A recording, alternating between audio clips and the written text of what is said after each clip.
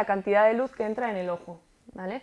Entonces digamos que es el diafragma, lo que en una cámara sería el diafragma del ojo, ¿vale? Aumenta o disminuye el tamaño de la pupila para que entre más o menos luz.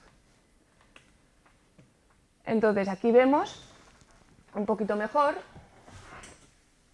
la uvea, que sería este color, no sé, morado o lo que sea, que está en medio. Entonces las 5/6 partes son uvea, luego hay unos salientes que son el cuerpo ciliar, ¿vale? Que estos están unidos con un ligamento a la lente, que es el cristalino, ¿sí? Y forman el humor acuoso. Y luego por delante acaba en el iris, ¿vale? Que es de coloración distinta dependiendo de cada uno, y que en medio tiene un agujero que es la pupila, que puede agrandarse con el nervio simpático, o sea, hacer midriasis, o hacerse pequeño, miosis, por el nervio parasimpático.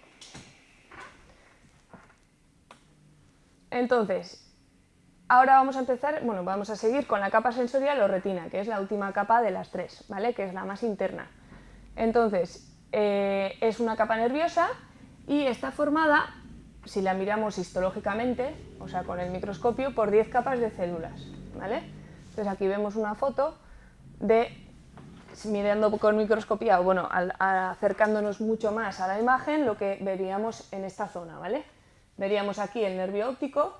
Entonces el nervio óptico no son más que muchas fibras que vienen de toda la retina, de las células que salen de la retina, ¿vale? Luego vamos a explicar un poquito las diferentes células que hay. Entonces aquí vamos a ver la histología de la retina, ¿vale? Entonces está formada por 10 capas de células, entre las que están los receptores de luz o fotorreceptores, ¿vale? Estos transmiten la información visual al nervio óptico. Entonces los receptores son conos y bastones, ¿vale? En la imagen vemos claramente cuáles son los bastones, porque tienen forma de bastón, y los conos, ¿vale? Que tienen forma, pues, de cono o de lo que sea. Entonces, en la imagen está representada así para que sea más fácil recordarlo: conos de colorines, bastones blanco y negro, ¿vale? Entonces, los conos son receptores sobre todo de los colores y principalmente responsables de la capacidad de resolución de los objetos, o sea, la vista fina.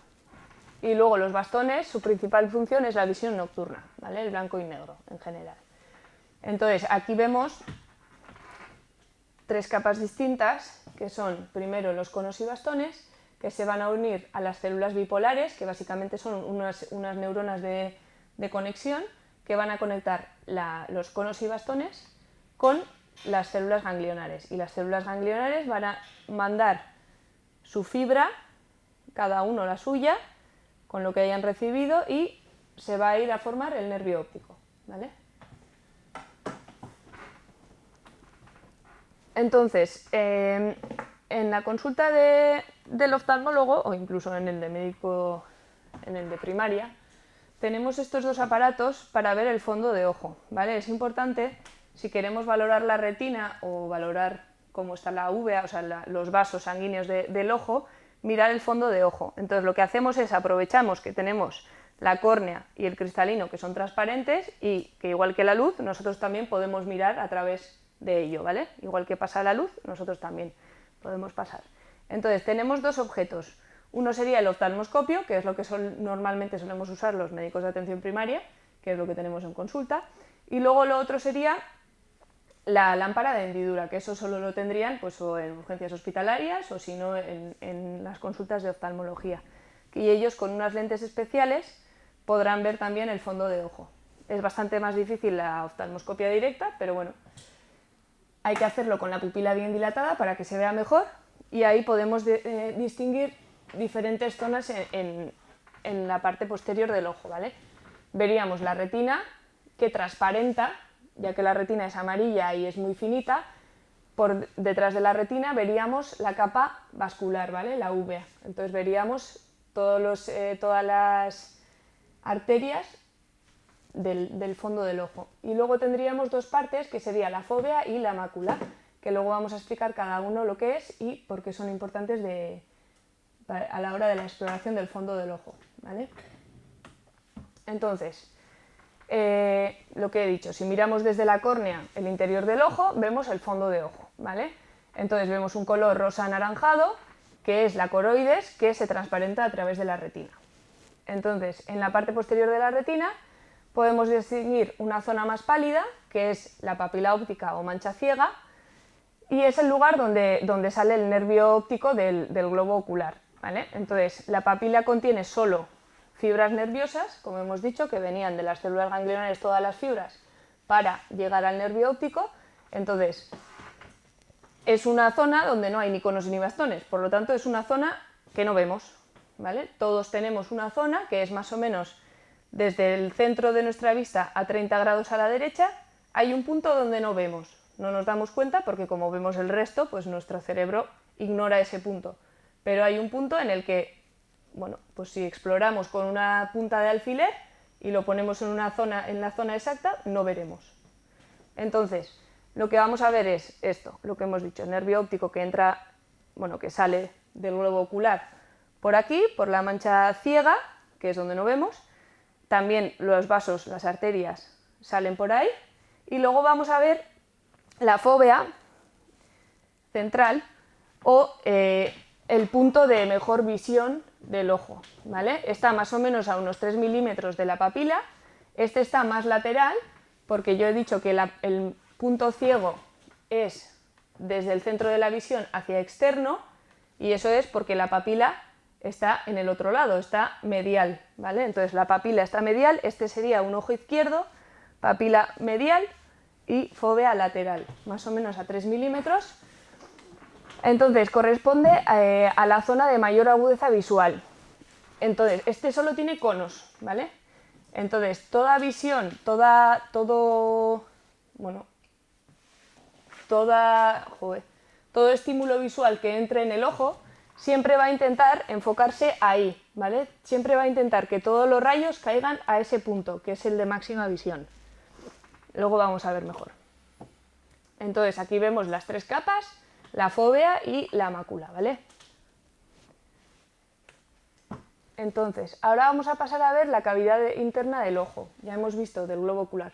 Hemos visto las capas de fuera, que había 3, y ahora vamos a ver la cavidad interna, ¿vale? Entonces, detrás del iris hay una lente que es biconvexa, quiere decir que es como una lenteja, ¿vale? Tiene forma de lenteja, que es transparente y avascular, ¿vale? Y se llama cristalino. Entonces, es una estructura elástica, como hemos dicho antes, tiene un diámetro aproximado de 1 centímetro y está unida al músculo ciliar a través de un ligamento, ¿vale? Entonces, su función, pues la acomodación. Tiene la capacidad de variar la refracción, ¿vale? Tiene la capacidad de que puede mover los rayos de luz que le lleguen hacia un punto fijo, que sería en este caso la fóvea, pero dependiendo de a qué distancia estén, puede modificar su tamaño para que siempre los rayos de luz caigan en la fóvea.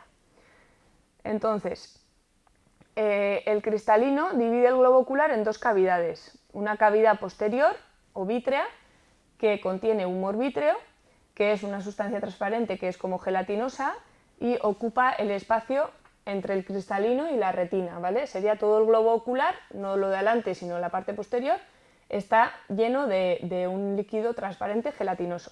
Y luego está la cavidad anterior, que esta está ocupada por el humor acuoso, que hemos dicho antes que el humor acuoso estaba formado por el cuerpo ciliar, ¿vale? Entonces, aquí vamos a ver en una foto algo mejor lo que os acabo de decir. Tenemos en la cavidad interna 2 segmentos, ¿vale? Segmento posterior, segmento anterior. Entonces, el cristalino va a dividir uno y el otro. Entonces, aquí vamos a tener el gel transparente y aquí, en cambio, el humor acuoso, ¿vale? Humor vítreo, humor acuoso. Entonces, aquí, en la parte anterior, tendremos la córnea, el iris, el cristalino con el cuerpo ciliar, ¿vale? Y el cuerpo ciliar es el que creará el humor acuoso. Entonces, vamos a ver ahora de las dos de cavidad anterior, cavidad posterior, pues la cavidad anterior, ¿vale? Entonces, se limita por, como hemos dicho, la córnea en la parte anterior, el cristalino en la parte posterior y contiene dentro el iris, que vemos ahí el iris, y el humor acuoso, ¿vale? Entonces, el iris, a su vez, limita o divide la cavidad anterior en cámara anterior y cámara posterior, ¿vale? Entonces tendremos el ojo, tiene dos divisiones, que es anterior y posterior, segmento anterior o cavidad posterior, y a su vez la cavidad anterior tiene dos porciones, que es la cámara anterior y la cámara posterior, ¿vale? Cámara anterior, cámara posterior.